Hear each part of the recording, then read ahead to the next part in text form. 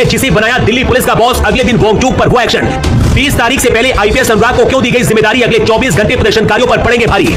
मोदी शाह को पता था काम ऐसे नहीं चलेगा और कुछ बड़ा करना पड़ेगा, लेकिन सोनम वांगचुक को जंतर मंदिर से जबरन लेकर जाने से पहले कुछ ऐसा हुआ था जिसकी कहानी ज्यादातर लोगों को शायद नहीं पता होगी। सोनम वांगचुक पर सरकार ने कोई जवाब नहीं दिया, कोई प्रतिनिधि नहीं भेजा। इसका मतलब ये नहीं कि सरकार इसे नजरअंदाज करेगी, लेकिन 20 तारीख को जो होने वाला था उसे रोकने के लिए खुद मोदी शाह को आगे आना पड़ा और फिर उस आईपीएस अफसर को जिम्मेदारी दी गई। अस्पताल शिफ्ट किए जाने के बाद भी सोनम वांगचुक ने अपनी भूख हड़ताल खत्म नहीं की। अस्पताल से ही सोनम वांगचुक ने खास संदेश भेजा और 20 तारीख को होने वाले आंदोलन को और बड़ा करने की बात कही। इसके साथ इसे आजादी के बाद का दूसरा सबसे बड़ा आंदोलन बता दिया है। वांगचुक का ट्वीट भी ट्रेंड करा है। इसलिए अभी मोदी सरकार और दिल्ली पुलिस की मुसीबतें कम नहीं हुई है, क्योंकि एक तरफ जहां मोदी सरकार तैयारी में लगी है, वहीं दूसरी तरफ विपक्ष और सोनम वांगचुक मामले को और भी ज्यादा बढ़ाना चाहते हैं। सोनम वांगचुक पर दिल्ली पुलिस के एक्शन से ठीक एक दिन पहले प्रधानमंत्री नरेंद्र मोदी की अध्यक्षता वाली कैबिनेट नियुक्ति समिति यानी कि एसीसी बैठक हुई थी और इंटेलिजेंस ब्यूरो से लाकर आईपीएस अनुराग कुमार को दिल्ली पुलिस का कमिश्नर नियुक्त किया गया। ये सब कुछ ऐसे नहीं हुआ, बल्कि इसके पीछे एक बहुत बड़ी तैयारी थी और इसके साथ ही उस ऑपरेशन की स्क्रिप्ट तैयार की गई, जिसकी वजह से अगले दिन सोनम वांगचुक को जंतर मंतर से सीधा अस्पताल तक पहुंचा दिया गया।